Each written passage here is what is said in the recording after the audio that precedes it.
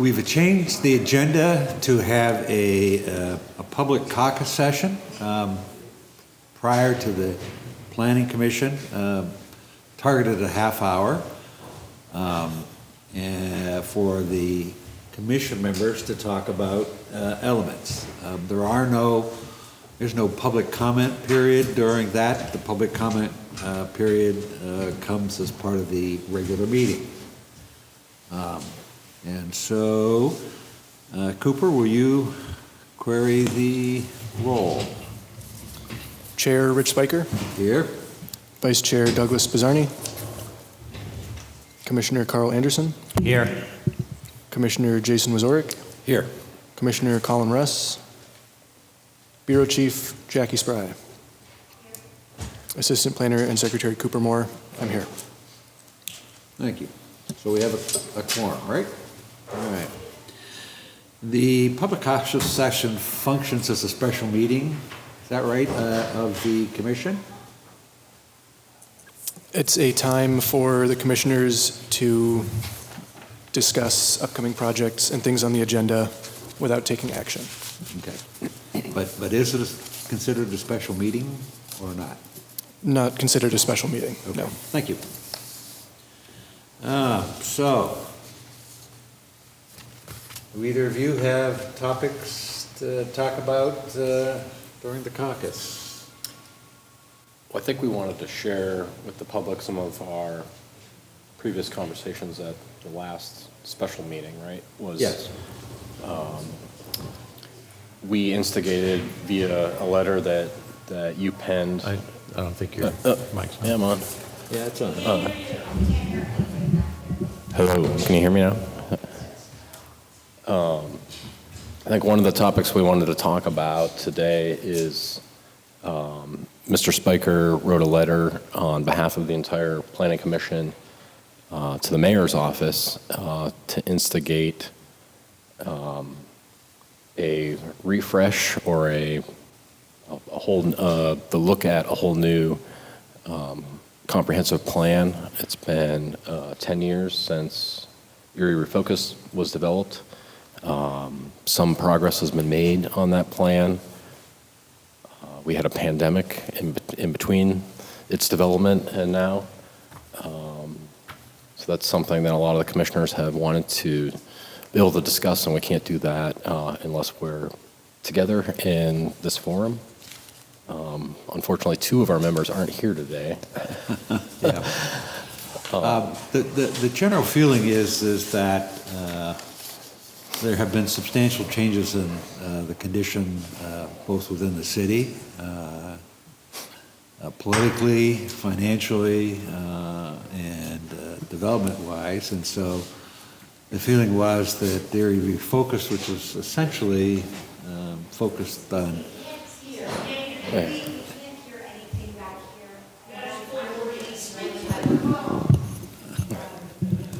well, I'm sorry.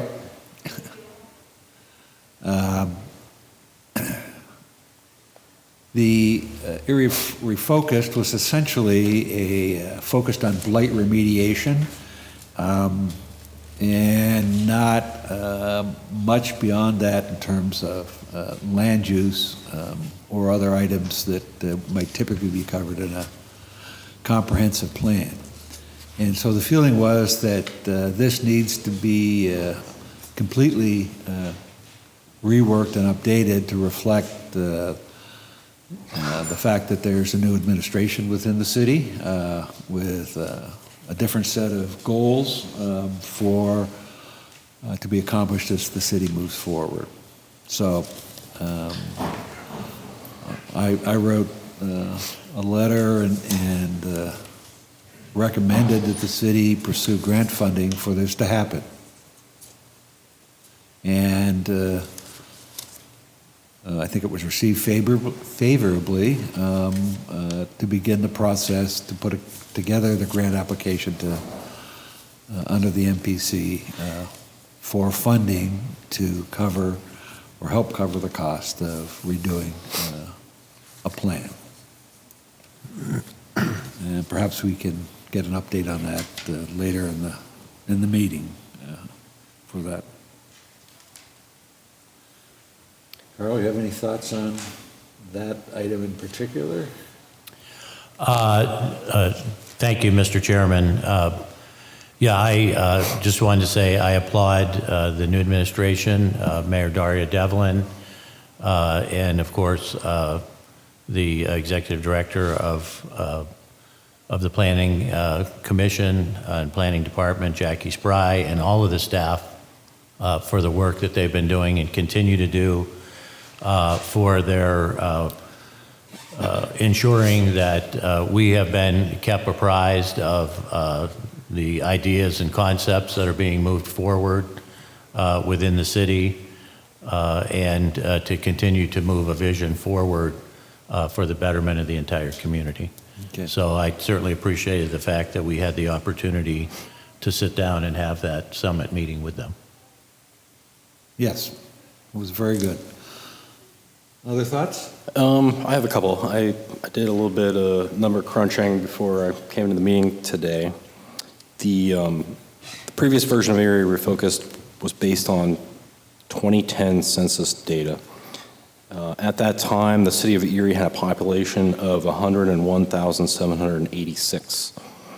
The U.S. Census Bureau's most current estimate for the city of Erie as of 2024 is 92,940.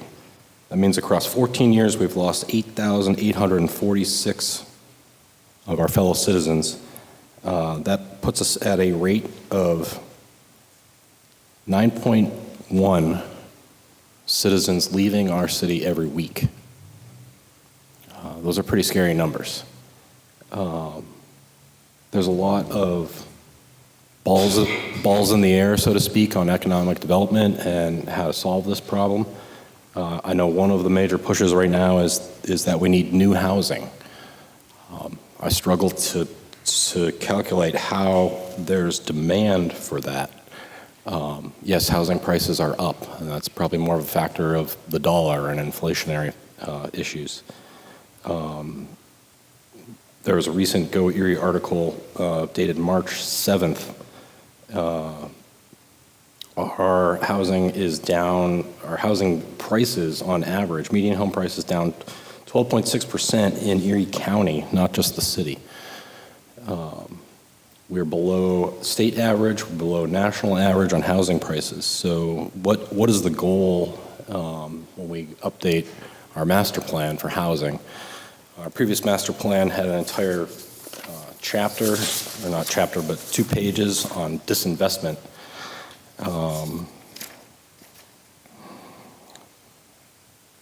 Basically, it calls out 45% of residential properties within the city are at risk of disinvestment. At the time, one of the bigger numbers to come out of the study was there were 4,700 vacant homes in Erie, 1,900 abandoned homes, 9,500 residential properties with signs of moderate to severe distress.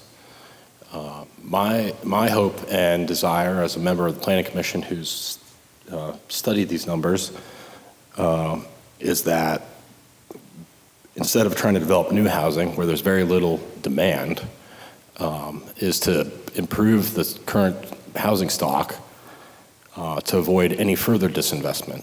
We have, through Charles Bucke's plan, identified neighborhoods that should be focused on for renewal. The East and West Bayfront primarily are historic neighborhoods. I'm a resident of the West Bayfront, and I've seen homes on my own street deteriorate in the last 10 to 15 years.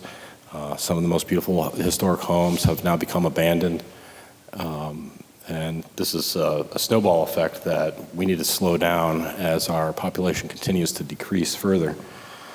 Our next census estimates come out in May, and I have a feeling they're not going to look much better.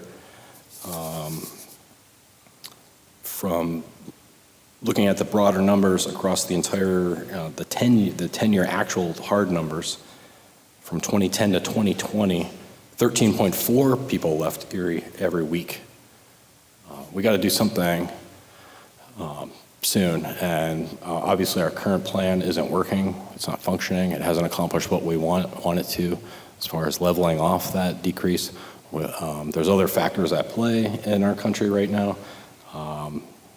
The baby boomer population is approximately 73 million people in our country. The oldest baby boomers are becoming 80 this year. 16.4% of Erie's population is currently over 65. That's approximately 15,000 people. We can't anticipate them to live in their homes for another 10 to 15 years. They'll be unfortunately dying and moving on to other care facilities. That's further going to increase our available housing stock that needs to be reinvested in. So that's my points of the day as we pursue looking towards a new Erie Refocused, or whatever its title shall be.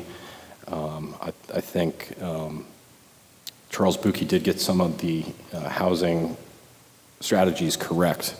I remember being at some of his meetings 10, 15 years, when was that, 12 years ago now, where he opened up the meetings. Did we want to be a city of 85,000 people? That's beautiful. Or do we want to be a city of 80,000 people? And the rate that people are leaving our city, the numbers are probably going to be more like 75,000 people in the next 10 years. That erodes our tax base and what we can do with services and development. So I think some healthy conversations need to be, as Charles Buki said, adult conversations need to be had about what we're doing with ourselves and our strategies.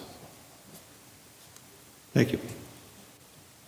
Mr. Chairman, I just want to applaud Commissioner Wazorek for his report, for the honesty and the in-depth analysis. I hope he takes it or plans to take it to another level of making sure that this gets out to the broader community to be aware of this. And there are good things happening, but the reality of what he just discussed should concern us all and should be also part of the equation and the focus. So again, thank you for your report today.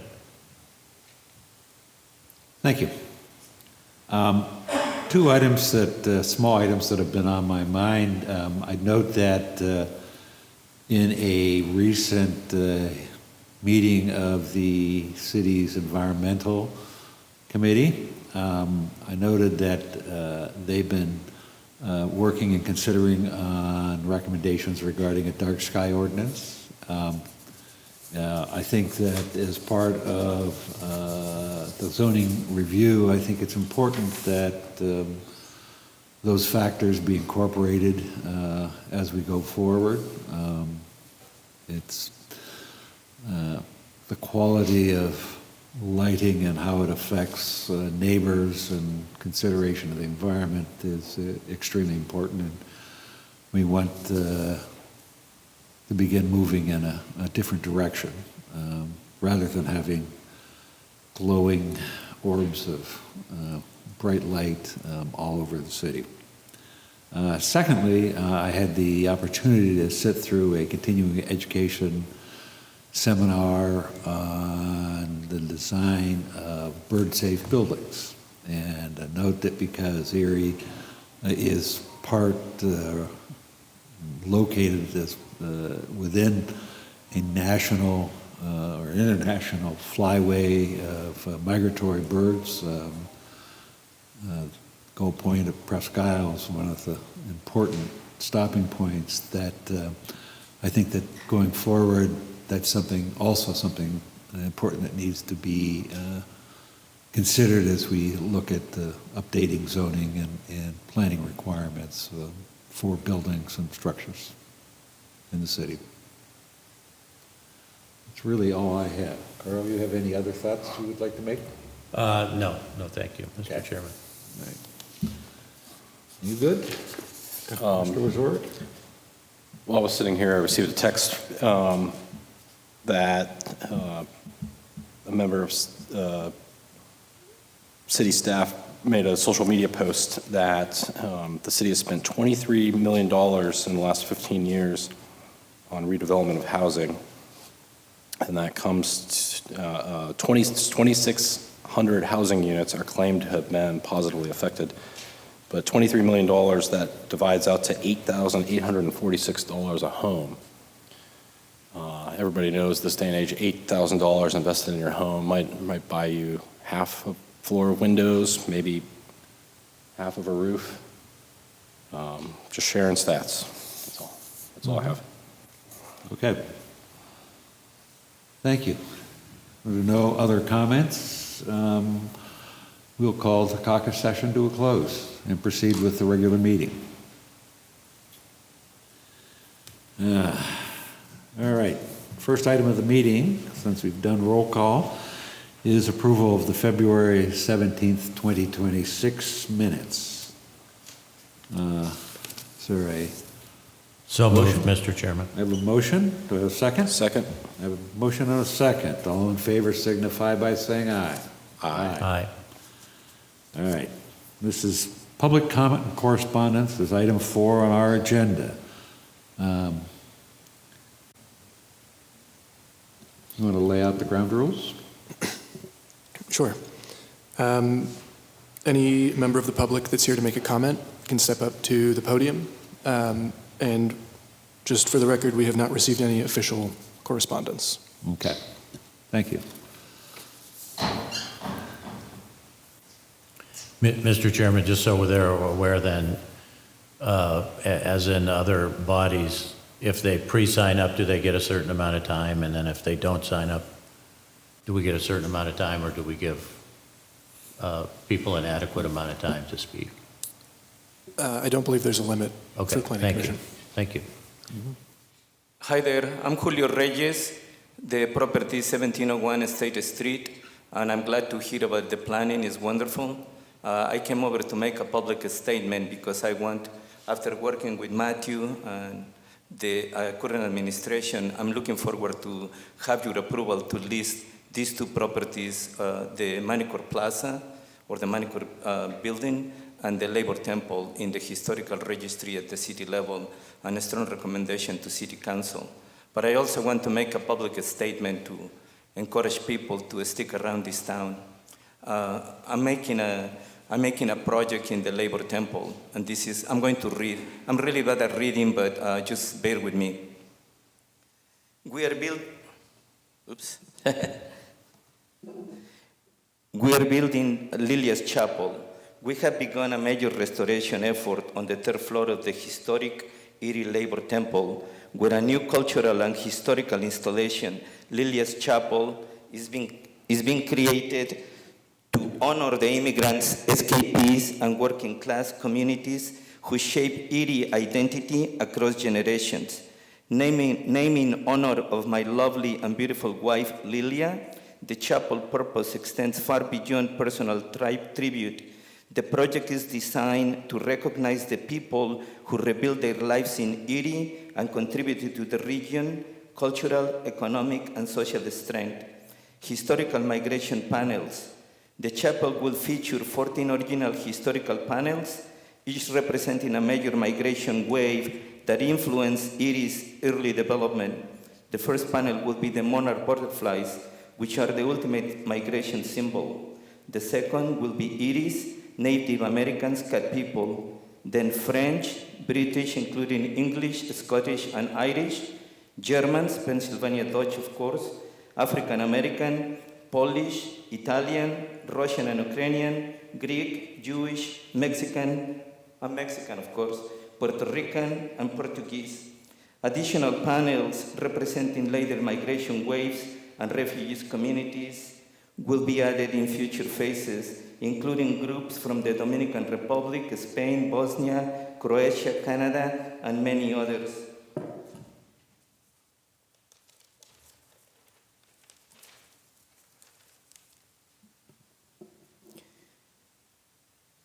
The ceiling mural, I designed a dramatic ceiling mural model after the Sistine Chapel that will depict humanity's struggle against the many forms of evil that have appeared through history.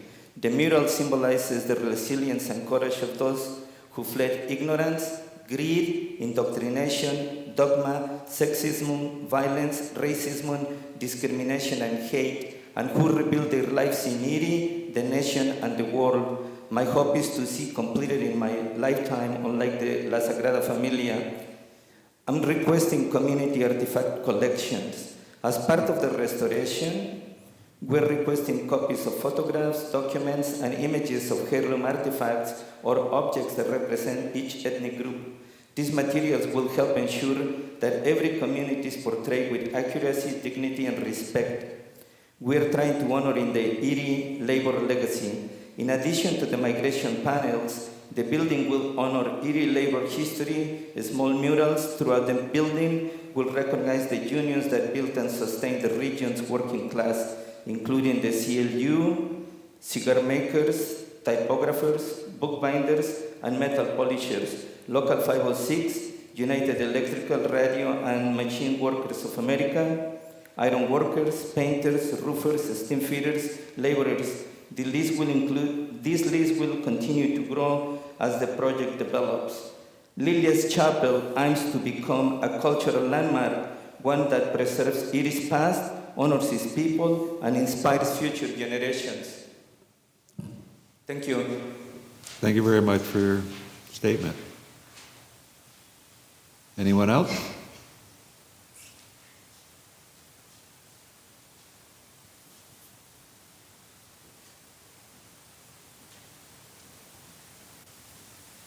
Good afternoon, Kathy Schaff. Thank you for all you do. I've been attending some housing listening sessions and been very interested in housing. Watched the Tom Ridge Center had Michael Freeman's view on the land banking in Flint, Michigan, which is, I know, a different city, but you know, we can always correlate and learn. But we are in poverty as well. There's a large percentage of students from the Erie School District who live in poverty. 33.5% of families with the children of ages 5 through 17, you know, are living in poverty. But people do need housing.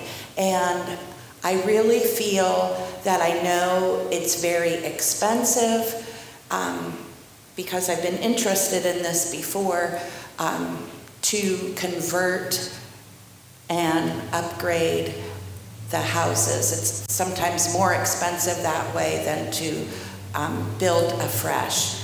But so many buildings downtown need like an urban renewal, and perhaps if we change our zoning laws, we can have so that these good, strong brick buildings could house family units in them. And that's definitely a good thing, I think. So just wanted to put it out there. Instead of like making more parks and more green space, we have to find ways through federal dollars, what have you, to maybe put modular homes that are, you know, my friend lives in one, they're very stable. It's not, you know, something that's brand new. They've been around for a while. So just wanted to put that out there. Thank you. Thank you. We'll see that it gets considered as we move forward with a comprehensive plan renewal.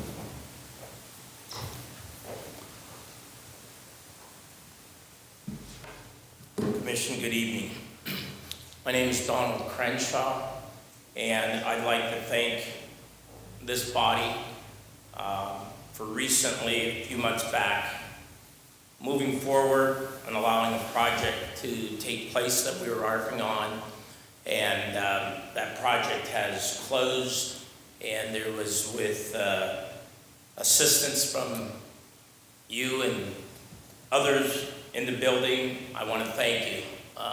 We're out, we're working, We're building 11 new homes, we're renovating 15, and we're out there today trying to make it happen in the snowstorm. But again, affordable housing is something that is very much needed. It's definitely a passion that I have, and I really believe with the new administration, there'll be a lot of good things to happen. With that being said, it's been the past thoughts, I feel, to eliminate definitely any houses that are not rehabable. There's the blight issues. There is the condemnation that takes place that helps to remove some of this blight. But as the Planning Commission, I would ask that you work very closely with the mayor's office and every other department here, that we look hard and we relook at how we can renovate, save people's houses,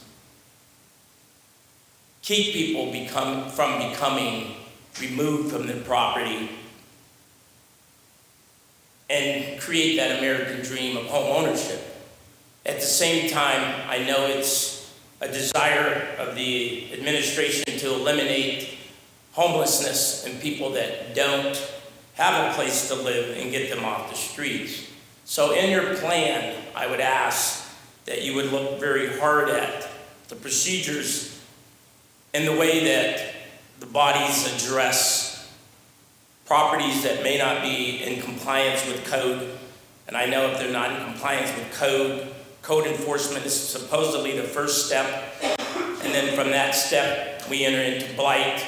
And from that step, we enter into condemnation, and we take properties. For the ultimate goal is, I think, to renovate and build. But I would ask that you look at that, because at the last blight meeting, there was a property that was listed as blight, that the individuals were living in there, and they've reached out to me and we've talked.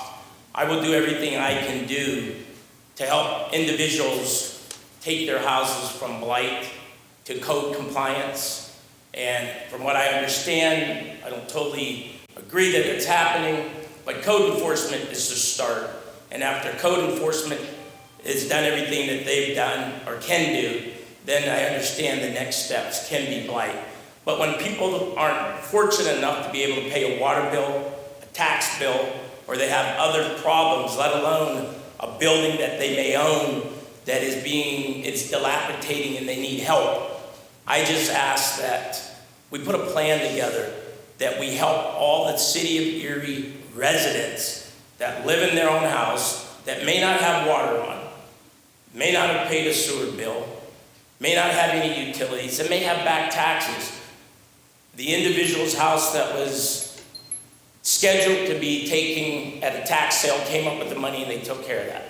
And that's one of the reasons a house can get blighted. They bring up back taxes. Well, there's already a mechanism that after your taxes are delinquent so long, you lose them. The tax body doesn't take them. We don't need to change that. Let that work the way it is. But we don't need to force people to be put in predicaments that they would lose their house maybe earlier, because there's a department that is overly emphasizing their abilities, I feel, that's my own opinion, to correct possible issues of housing.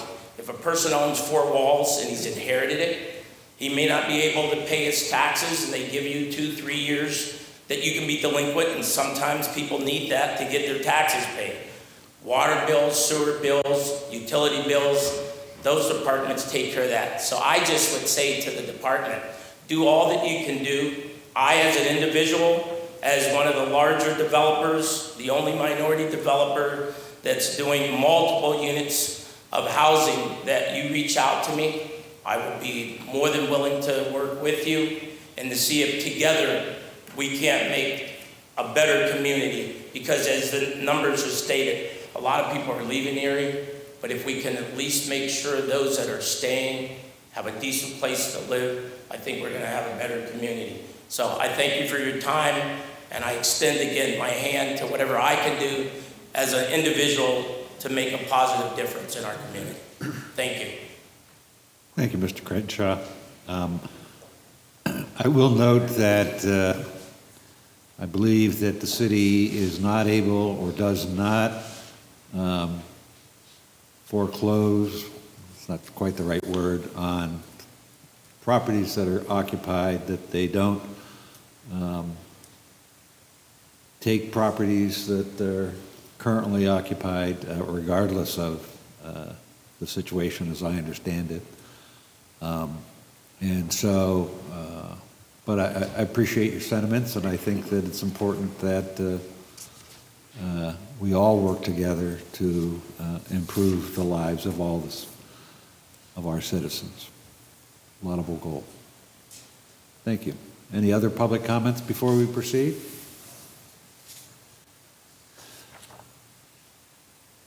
Okay. On to old business. There is none that I see listed on the agenda. New business. No subdivisions this time. Land development. There's several items. So item A is Widget Financial. Minor land development for Widget Financial. Steve Kopak will be seeking final approval. Steve? Good afternoon. Can you guys hear me? Yep. Do you have a copy of the land development plan in front of you, or would you like me to share my screen, or? It's on the screen. I got it now. Cooper, can you scroll to the second page, please? Thank you. In front of you today is a minor land development plan for Widget Financial. This property is located at 1595 West 26th Street. It's on the southeast corner of Green Garden and West 26th Street. Currently exists as a branch office for the Widget Financial, and to the east of this office is another building owned by Widget Financial.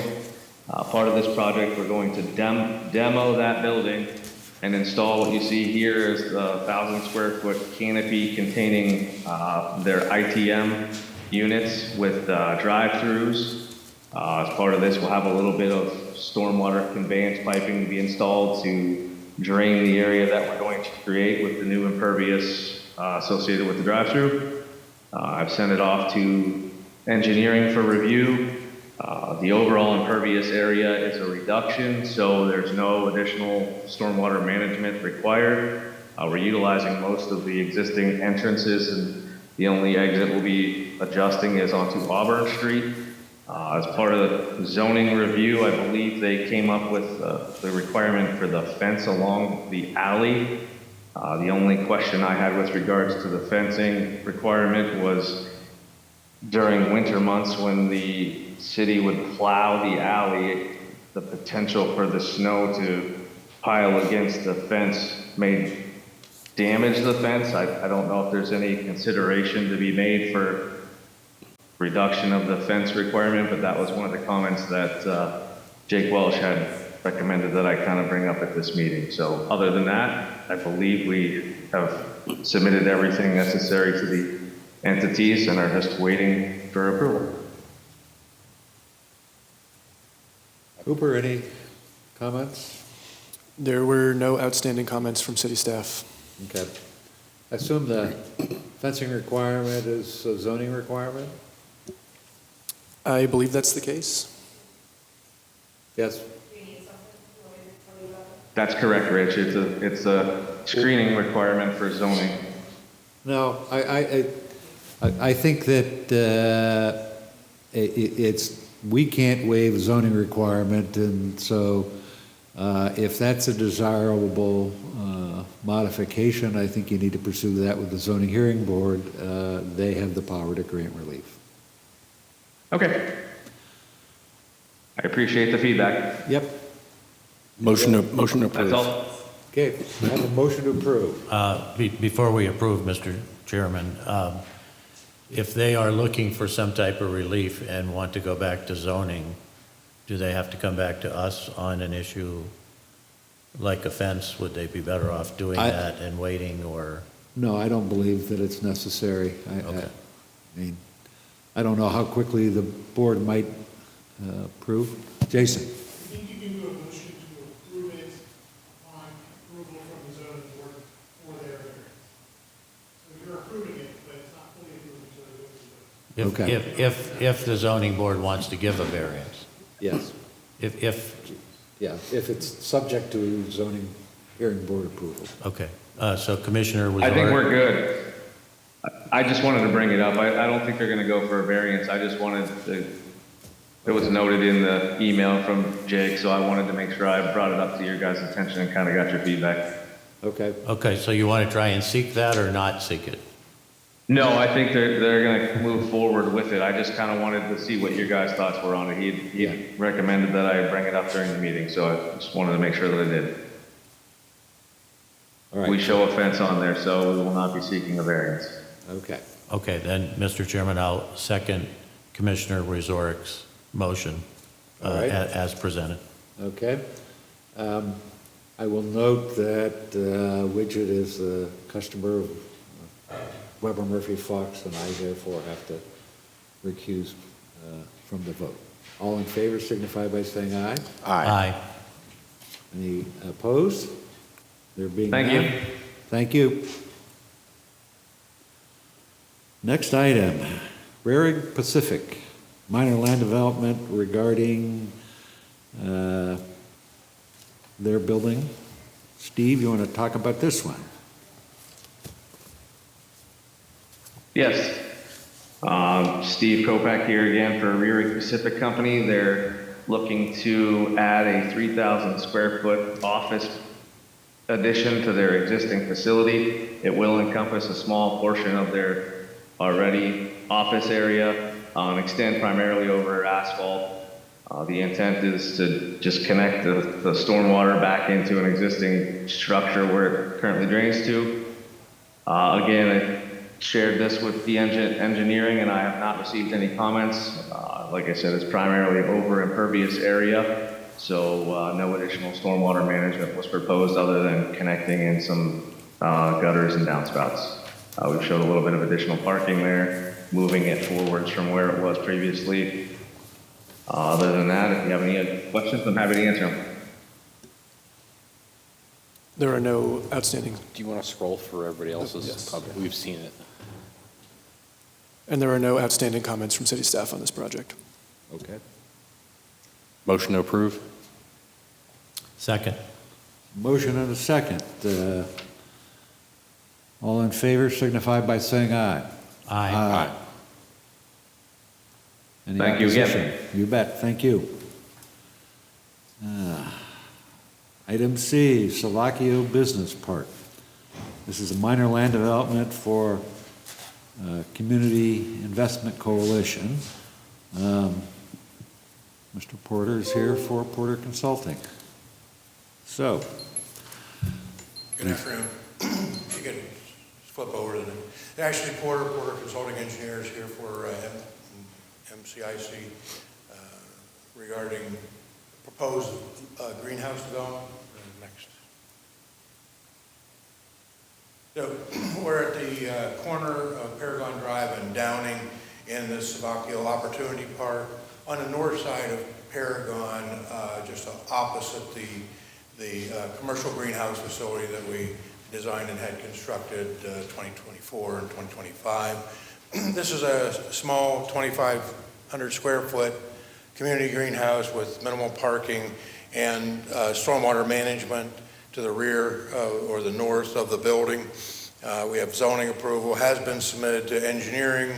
We've addressed engineering comments and received acknowledgement and agreement with those issues. So we're here for approval. Appreciate it. thank you. Cooper, any comments? There are no outstanding comments from city staff. Okay. Mr. Chairman, before we vote, I just want to make a couple comments. As I sit on the Land Bank Board, and although this isn't specific to this particular project, it is to some of the projects that they have been engaged in, which I'm going to commend them for, but want to explain to the public that at the Land Bank meetings, there has been some discontent with approving and moving forward community gardens, because community gardens have turned into essentially people just picking up plots of land and claiming they're creating community gardens, and they haven't been taken care of. The land bank voted to essentially not allow community gardens to move forward in an entirety across the city because all of these places were not being taken care of, and frankly, some people were taking advantage of just using that umbrella as just a means to say what they're doing with the properties. But MCIC, the group over on the east side, does have plans. They are going to be bringing forward some more outdoor community gardens with some vacant lots. They have always been successful. They're being used by the new American population quite substantially. This being an indoor facility, I think, enhances the capabilities to be able to do year-round. I assume that's what the purpose is here, goals. So I think this fits in part of the overall plan and strategy that's happening in that entire Downing Avenue region. I commend them for continuing to work with the entire community and the various different organizations within the city to ensure that all of this stuff is moving forward, working for everybody. This is just one more aspect, I believe, of a continual plan that's happening there. So I just wanted to, because it may come up as an issue again, that we approve some people at the land bank for receiving outdoor gardens and other people may not. And I want to make sure it's on the record that there's specific reasons for plans, success, implementation, and follow-through. And we're going to ensure that with the land bank, and I certainly know we want to ensure that here. So thank you. Thank you. Motion to approve? Second. There's a motion and a second. All in favor signify by saying aye. Aye. Thank you. Thank you. Cooper, can I ask that you put down, keep track of the notion that there perhaps needs to be some kind of regulation around community gardens and their upkeep and maintenance over the long term? It's not exactly a land use issue. Might be part of the conveyance document from the land bank or all, but I think it's important consideration to include going forward. And Mr. Chairman, that was part of what the land bank was considering and had in its discussions, that we are certainly encouraging acquiring of these parcels and development of them to get them back to their most valuable taxable use. And perhaps at times in the interim, there was a use for community gardens, but there have been instances where that's been taken advantage of, and the land bank did take action on that. Okay. Thank you. Appreciate those comments. Item C, rezoning, there is none. Item D, waterfront conditional use. There is nothing this month. Blighted properties, item E.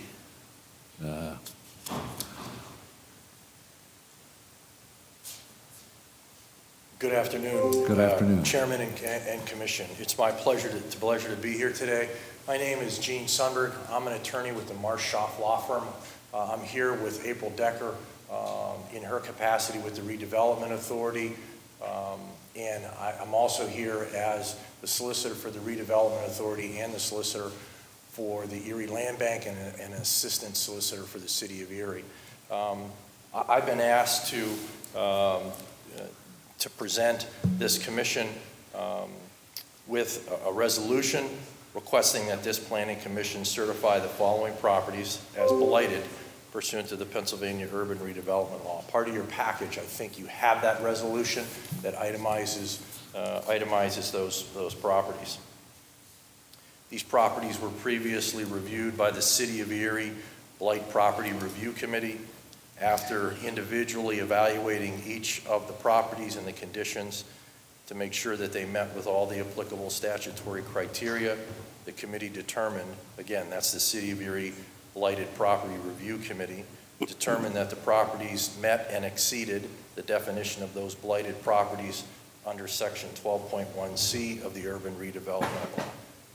Under the statute, once the Blighted Property Review Committee has made that determination, the Planning Commission, this panel here, must review and formally certify the properties as blighted before the redevelopment may proceed with any additional action under the law. The resolution before you today fulfills those required steps in the statutory process. It is important for this body to note that certification today does not authorize acquisition or any specific redevelopment activity. Rather, the presentment and the execution of that resolution simply allows the process established under state and local law and accompanying ordinances to continue so that the authority may evaluate the next steps to address the blighted conditions. That includes, but is not limited to, working with the owner to specifically address those conditions and hopefully remedy them. The redevelopment authority follows an established process when addressing blighted properties. Our first objective, this is the redevelopment's first objective, is always voluntary compliance by the property owner. Property owners are provided with notice, and I'll stop right there. Let me tell you about the notice. These are no surprises. The detailed analysis is determined who the owner is, how to get them the documentation, and secondly, and probably just as important, the properties are posted, okay? So, and then when they're blighted, that blight designation is recorded at the Recorder of Deeds office so that it is part of the public record. So this notice process takes years and it's done repeatedly. Not only is it done repeatedly beforehand, but then once the redevelopment has mandated to proceed forward, there are additional notifications that come from the redevelopment authority and come from me before a condemnation process is started. So there are many times repeated and overlay of notice processes to the owners and specifically to the property itself. So part of that process is the posting of the property and pictures taken of those properties with the dates. At all times, the owner, as I indicated, has the opportunity to address and resolve those blight designations. When those conditions are not resolved within a required time frame, the matter proceeds through the statutory process under the established urban development law. The resolution that you have before you with the listed properties reflects the recommendation of the Blighted Property Review Committee and allows that process to move forward in a designated process according with the law. At this time, on behalf of Aaron Snippert and his staff, we're requesting that the Planning Commission adopt the resolution certifying the properties listed as in fact blighted. If there's any questions, more than happy to try to address them. I would note that Aaron Snippert attended last month's meeting and discussed this revised procedure, so that certainly hasn't come as a surprise at all. Do we have the memorandum or the recommendation for? There should be part of your package. There's going to be that resolution that has the properties. Oh, It was, I didn't get it. it was emailed to us. Oh, it was, that's, all right. Mr. Chairman, could I Could I ask Attorney Sundberg, who I have great respect for, as I mentioned earlier, I serve on the land bank. He is our solicitor.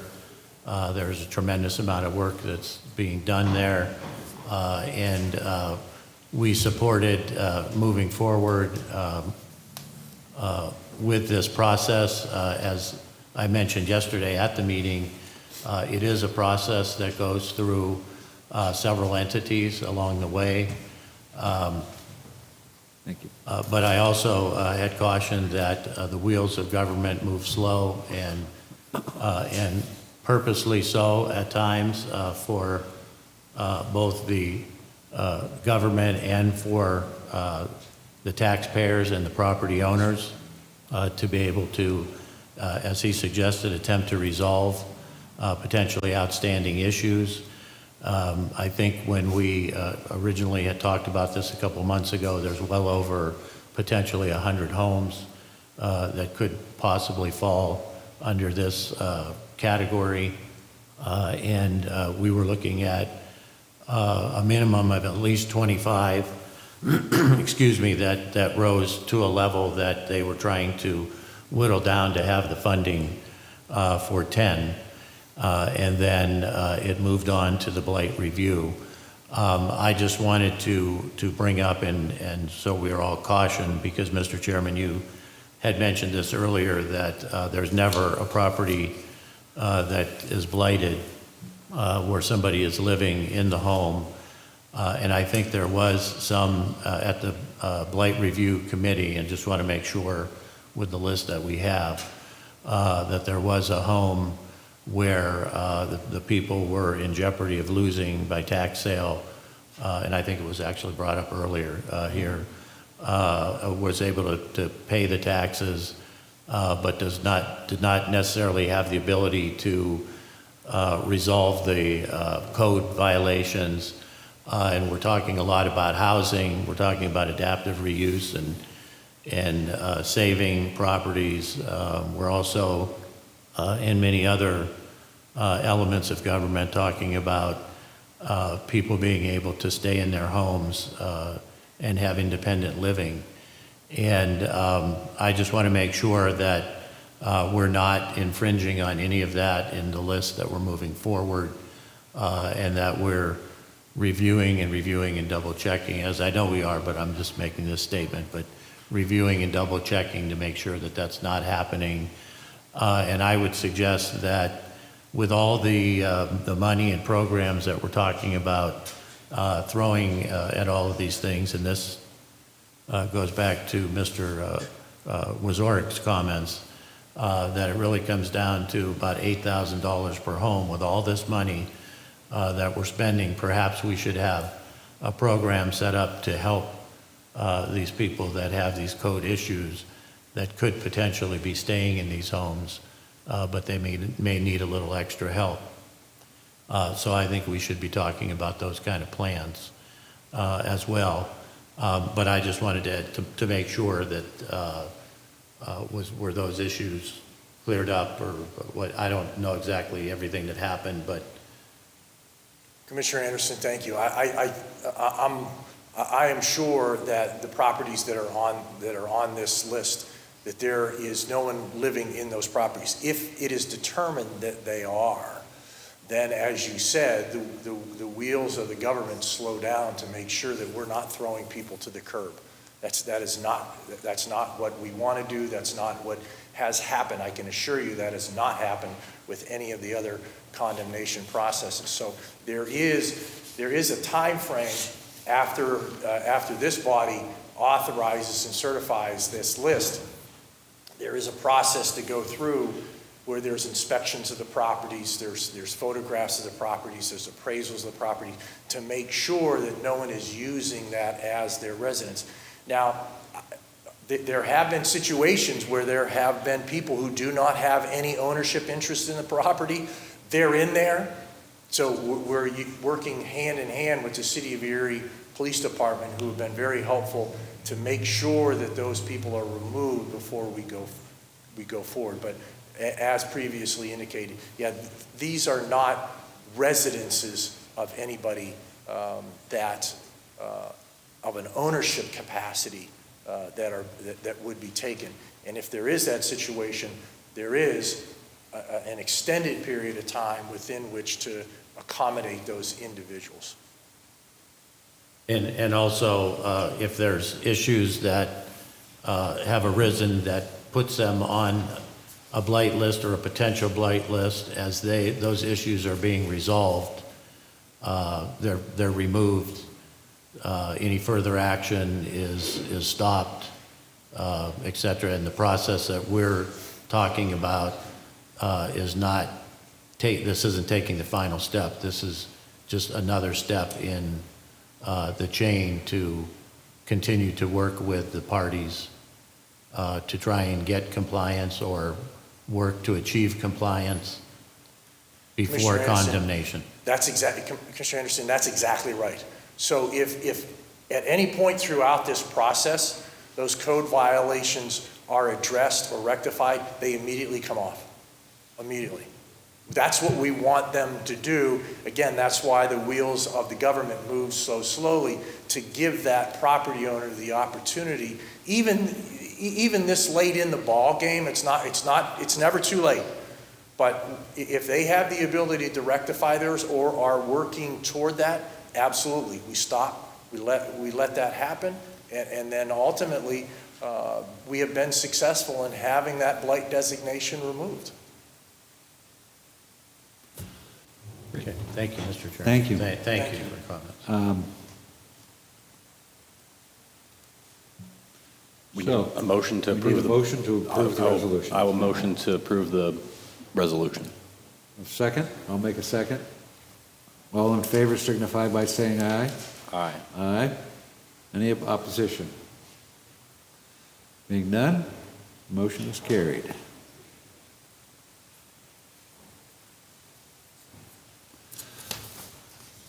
Thank you.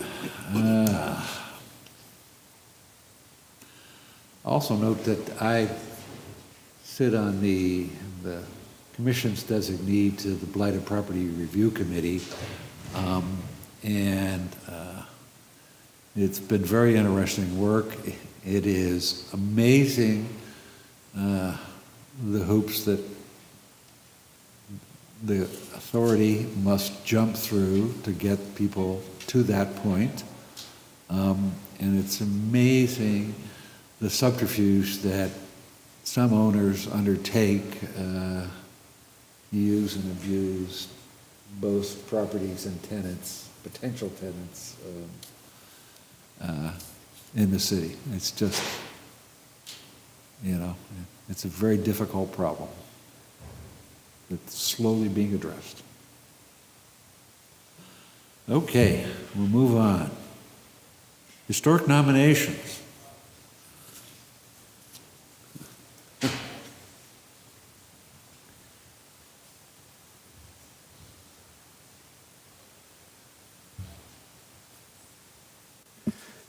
Hello, Commissioners. I'm Matthew Falcone. I'm the Historic Preservation Planner for the city.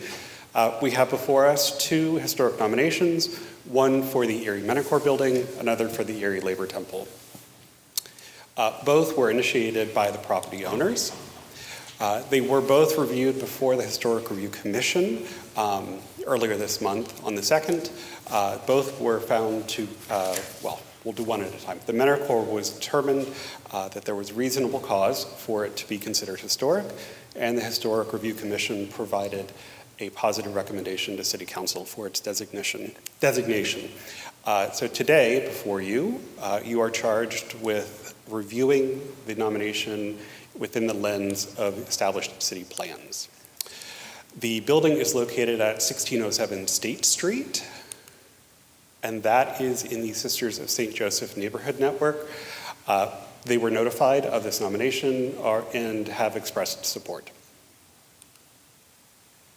To give you some context of the site, it is the entire city block from 16th to 17th Street and from State Street to French Street.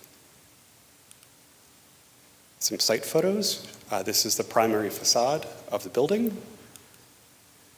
Some details of the facade. You have on the left the rededication cornerstone, as well as some terracotta ornamentation on right. Here you have a side view and the rear of the building. As I mentioned earlier, the HRC provided a positive recommendation to City Council that the former Erie Menor Core be listed on the City of Erie's Register of Historic Places as it conveys historic significance through criteria A, C, and F, and that it maintains significant historic integrity to convey its significance. Again, before you, your charge as Planning Commission is that you shall consider whether the designation is consistent with your municipality's comprehensive plan and other development plans and policies only, and transmit a report detailing its recommendations to council. That takes us to the plans. So first off, this is Erie Refocused. It's looking specifically at the Trinity Park neighborhood. So you have the overall slide on left, and then the details to expand it a bit on right. So you can see here that it does reference in Trinity Park its biggest assets through prioritized blight mitigation and beautification along highly traveled corridors. The Erie Menor Core was not initially identified as a historic asset in this particular plan, which then takes us to our 2025 architectural survey.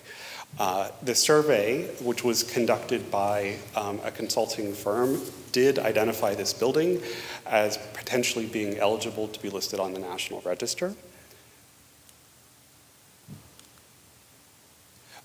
Looking at the neighborhood plan that was done in 2024, I know it's very tiny, we'll kind of zoom in. The red box on left is the city block that encompasses the Menor Core, and then some pertinent information is on right. Again, these plans, both the neighborhood plan and Erie Refocused, I think as we mentioned earlier, are largely blight remediation plans, but that this is often used as a tool to help the city consider where to focus its resources, especially on beautification, things like tree plantings. And as you know, with this program, it also partners with the State Historic Preservation Office in case applicants want to be listed on the National Register, helps them access different resources. Erie's Historic Preservation Plan speaks much more directly to the nomination of this resource. So there's a couple different areas. The first is a page from our cultural resource plan where we identify Erie's significant historic assets. As I mentioned before, in Erie Refocused, this was omitted as a historic asset. The plan also charges us to designate new local historic landmarks and list new properties and districts on the National Register of Historic Places, both of which the owner is availing themselves of through this process. And then it also helps to tell Erie's diverse stories. So in this case, it specifically charges us to look at different ethnic and social histories that comprise our own. And in this case, the Menor Core is directly associated with German immigration and the settling of German-speaking peoples here in Erie. If you read through the nomination, which is available on the HRC's website, it goes into great detail about its connection back to German heritage. And then also, our historic preservation plan specifically tells us to identify property and resources types that were absent from previous inventories. So in this case, when we look back at Erie Refocused, this was not identified as a historic resource. It is now going through the process of just that. My recommendation to you is that the nomination of this building is consistent with these three plans and is manifest of the Erie's Historic Preservation Plan. And I'm here to answer any questions you might have about this particular building.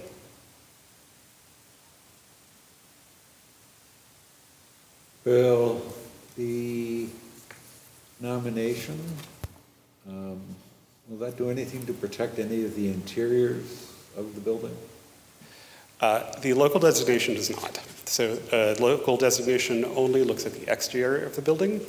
I can tell you that the property owner who is here today is also pursuing the listing on the National Register with the intent to be able to access tax credits and the interior of the building through that lens would be able to, any renovations or restorations done on that would have access to those tax credits, which would then look at the historic integrity of the interior of the building. Okay, thank you.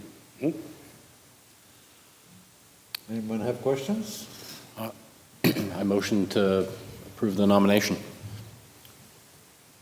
About, we, as stated in the suggested. thank you. Mr. Chairman, I'll second, but I would like to make a couple comments, please. So I commend you for the work that you're doing and the work that's being done with the preservation office in the city. I was honored to be a co-author of 125th anniversary history of the Erie Manticore book that was published several years ago. I don't even remember when. It's been so long ago, but about 20 years ago.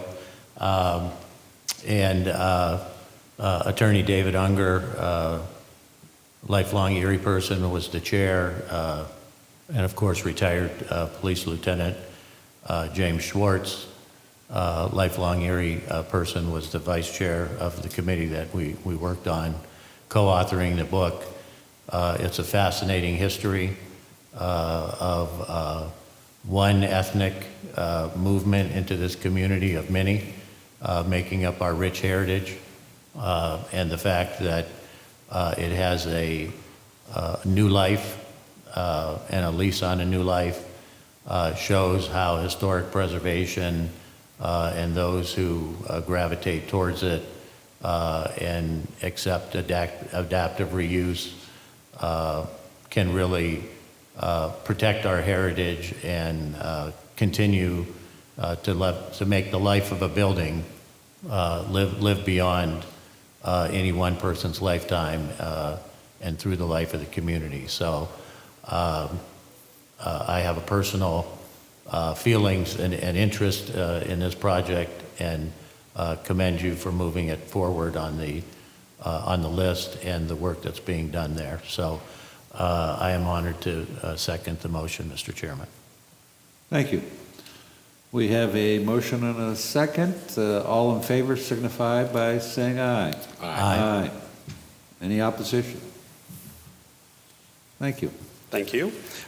We'll move quite literally down the street as we move to our next nomination, which is the Erie Labor Temple. It's up the street.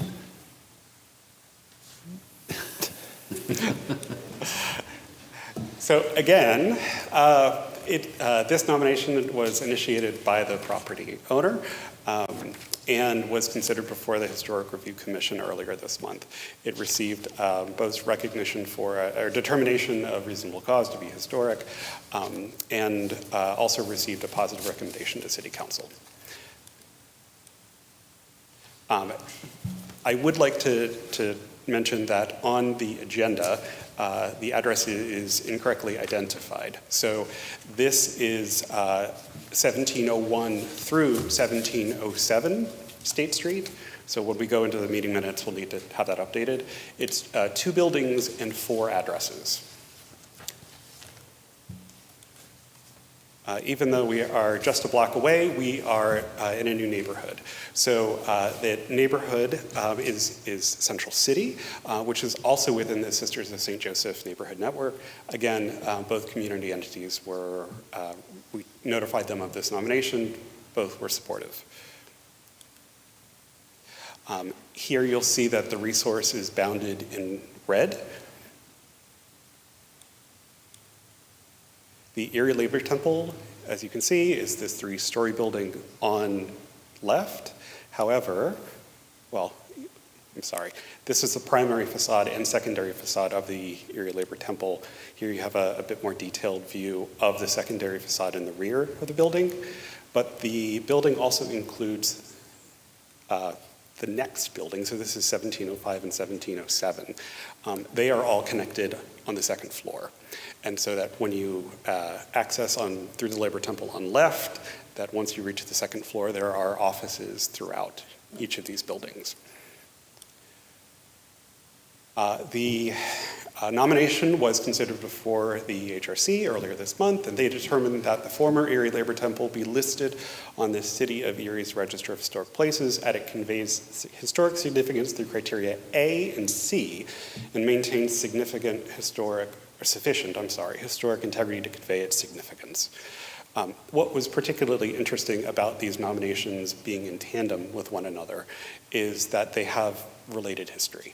And I know it's not your purview or charge to dig into that history, but I did want to mention that the slide that you have before you now is a rendering of the interior of the Menor Corps, and it was used by the labor unions as a fundraiser for the building, for the Erie Labor Temple. Again, you as Planning Commission are charged with looking at this nomination through the lens of different city and neighborhood plans. We are back again in Trinity Park, although I know it is difficult to see. The square on right and then the red circle does identify the Erie Labor Temple as a historic resource. So Erie Refocused had already identified this as a historic asset. Again, we are back in the neighborhood plan for Census Tract 13 in Trinity Park, which was done in 2024. It again calls attention to investing in city assets into neighborhood kind of resources, and that in this neighborhood in particular, there's a high potential for success. The architectural survey that was done in 2025 identified this as a potential historic resource. And when we delve into the historic preservation plan, again, we are checking off several different boxes. So the nomination for the Labor Temple, the two criteria speak to its architecture, but it also speaks to its history of organized labor within the city of Erie and the impact that it has made. So again, it fulfills initiative A5 and A6, which are to list new landmarks, both on the city's register and with the National Register. And then again, we're back to telling Erie's diverse story. So because we are looking at this landmark not simply as an example of beautiful architecture, but because of its social history and its history of organized labor, it fulfills yet another one of the recommendations in our city's historic preservation plan. And that's it. I would suggest that, again, like the Menor Corps, this nomination is consistent with the Erie's comprehensive plan, as well as our neighborhood and historic preservation plans. And I'm happy to answer any questions you may have. Okay, thank you very much. Any commissioners have questions? Would like to make a motion? I'll make the motion as suggested, and I'd like to thank Julio for doing this. Great. I'll second the nomination. Great. Thank you. I think it's appropriate element in the city to be given Erie's significant labor history. For that reason alone, it's important to preserve and recognize it. Having a motion and a second, all in favor signify by saying aye. Aye. Any opposition? Motion carries. Thank you, Commissioners. Thank you. Well done.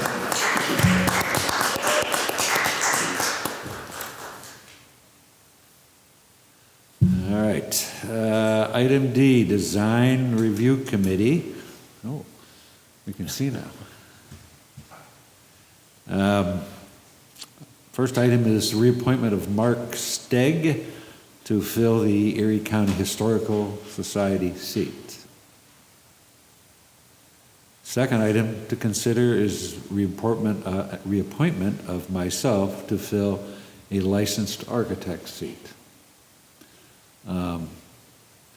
Consider them as, unless you want to vote against me. No, We need a motion. thank you for your service. I think for both you and Mark, you deserve to have them individually. So I think let's do them. Separate them? Okay. Item A, Mark Stegg. We have a motion and a second. I'll make a motion, Mr. Second. Chairman. And a second. Yeah, I just want to say Mark is a great advocate for Erie history, has Been a long time. He was a long-time postman and really loves Erie history and is a great asset to our community. Mhm. I would second that completely. He's been on the Design Review Committee for a long time. And he shows up, which is important.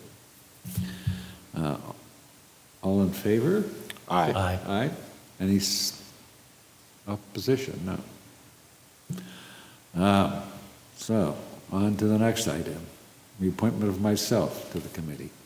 I make a motion. I'll second. Okay. Any any, Mr. Chairman, you too deserve accolades for the work that you do. We can't commend you enough for.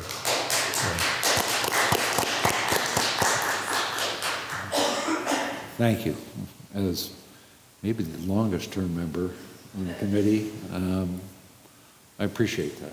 It's something that I enjoy, despite the occasional conflicts that arise. All in favor signify by saying aye. Aye. Aye. Any opposition? The motion's carried. Thank you very much. And I too show up most of the time. So, special meeting request. Schedule a special meeting for the month of April to discuss Erie Outside, which is the city's parks plan. So, anybody have any thoughts about that? Other than we should do it? Yes. All right. I'll make a motion that we schedule the special meeting in April. The date to be determined by polling the commissioners for availability and other interested partners. I'll second. I have a motion and a second. All in favor signify by saying aye. Aye. Ms. Spry.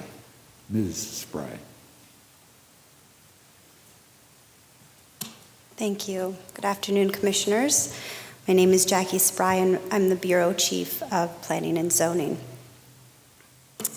I'd like to just talk a little bit about some of the comments that you made, or questions around the comprehensive plan for, and where we are with that. During caucus, you were discussing that. We are actively working on the municipal assistance planning grant for the state. That's due April 1st. And so we are working on the scope of work, the budget, and putting together that application, which will support the development of a new implementable comprehensive plan to provide a clear, actionable roadmap for the city over the next 10 years. This plan is grounded in inclusive public engagement that the city staff and planning and zoning department and also the mayor's office of community affairs will work on that part of that engagement piece initially, because we've done a lot of that legwork already, and the priorities and the needs of the community will be in our hands. And so before it even gets to a consultant, we hope to have some of that work done prior to the plan starting. The comprehensive plan will identify priority actions that leaders and partners can realistically implement to stabilize neighborhoods, guide strategic investment in housing infrastructure and public spaces, and support sustainable community-driven growth. So we are hopeful that we'll submit that and receive that award. We would most likely hear if we receive the award by, I believe, the beginning of the fall, so sometime in September. In the meantime, like I said, the city can begin engagement with priorities and needs of our community, as well as draft an RFP and have a consultant, not under contract, but at least have that lined up for when and hopefully when we receive the award. So, any questions around that? Thank you. I also would like to note that the state is very intentional on making sure that municipalities and communities are creating implementable plans. We hear often at these meetings and other meetings that we create plans and we put them on shelves. The planning world is moving away from that, and the state recognizes the need to make sure that these are actionable and able to be sustainable. So make note of that. Thank you. I think that's important. Yes. Also, in terms of the special meeting, at that special meeting, we hope to, that's for the comprehensive recreation, parks, and open space plan. We hope to be able to discuss the draft plan with you, which you will receive prior to that special meeting. The hope is to talk through really the recommendations of the plan. Once the consultants and the planning staff meet with you for the special meeting, we'll have a 30-day, and there's an internal review also from city staff. We'll have a 30-day comment period, public comment period, and then of course we'll have a study session with city council, and then we'll hopefully have full adoption sometime in July for the plan. So that's kind of the timeline around that. Are there any questions before I shift gears slightly here? No? Okay, great.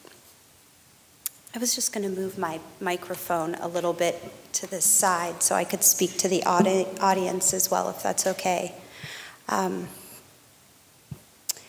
Today, I'm here to recognize and thank someone who has spent the majority of his professional life serving this community, and that's Jake Welsh. Jake is unfortunately not able to join us at this meeting today, where we wanted to speak about his career and thank him, but I know that he's watching online, and so Jake, if you can hear us, we're speaking to you, and I know there's a lot of people listening in, city staff listening in, so thank you for tuning in and listening to what I'm about to say about Jake. This is Jake Welsh's last week at City Hall. Jake is the Chief Zoning Officer at the City of Erie, and he's been at the city for 10 years. So, Jake is the definition of a true civil servant. For more than 30 years, he has dedicated his career to municipal and county government, working to improve communities across Erie County and the City of Erie. The work he has done may not always be highly visible, but it plays a critical role in shaping how our communities grow and function. Jake began his career after graduating from West Virginia University with a degree in landscape architecture and geography. He went on to spend nearly 22 years with the Erie County Department of Planning, starting as a Planner 1 and steadily working his way through the ranks to become director from 2006 to 2015. During those years, he helped guide planning efforts, infrastructure projects, and development initiatives throughout the county. For the past decade, Jake has served the City of Erie as our Chief Zoning Officer. In that role, he has managed the administration and enforcement of the city's zoning and land development regulations, led the Planning Commission, reviewed development proposals, and provided guidance to residents, developers, and staff. Anyone who has worked in planning or development knows that zoning codes are rarely simple. But Jake has always had an incredible ability to interpret the code and explain it in a way that makes sense. And if you've ever had a question about zoning, chances are Jake had the answer or knew exactly where to find it.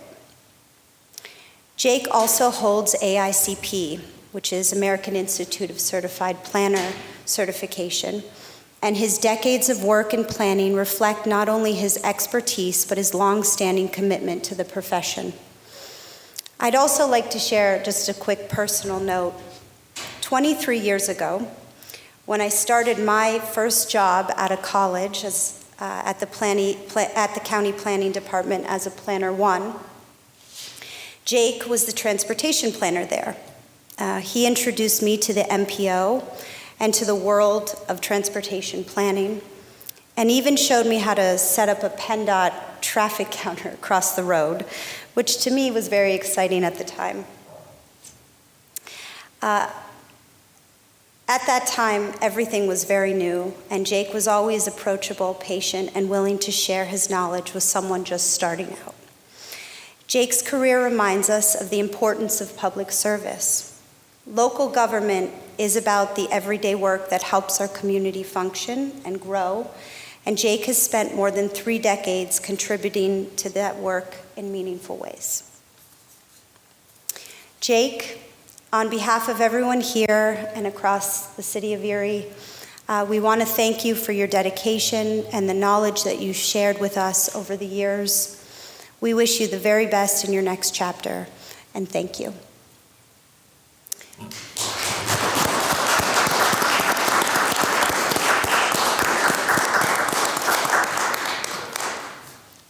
And I open it up to anybody else who would like to say something. I know that the Planning Commission worked for years with Jake, Yes. who led the Planning Commission. So, Well, Chairman, I open it up to you if you'd like to say anything else. Yeah, I would note that as a practicing architect who did a lot of work in the city, I had the good fortune of working with Jake numerous times, but primarily first as a member of the Design Review Committee and then later the Planning Commission,